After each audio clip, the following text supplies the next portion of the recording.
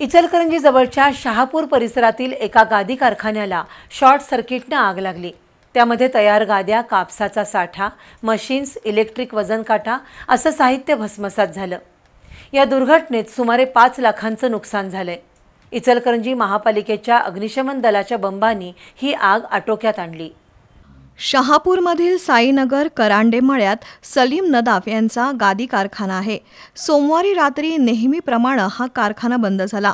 आज सकाळी या बंद कारखान्यातून धूर येत असल्याचं निदर्शनास आलं। स्थानिक नागरिकांनी लगेच नदाफ आणि शहापूर पोलिसांशी संपर्क साधून याबाबत माहिती दिली। दरम्यान मदतीसाठी जमलेल्या काही नागरिकांनी कारखान्याचा दरवाजा उघडल्यावर आगीचे लोट दिसून आले।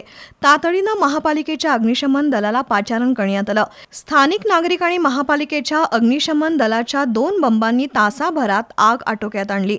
मात्र तोपर्यंत गाद्या, कापसाचा साठा, मोबाईल, इलेक्ट्रिक वजन काटा, मशीन आणि फर्निचर असं साहित्य जळून खाक झाल्यानं सुमारे 5 लाखांचं नुकसान झालंय।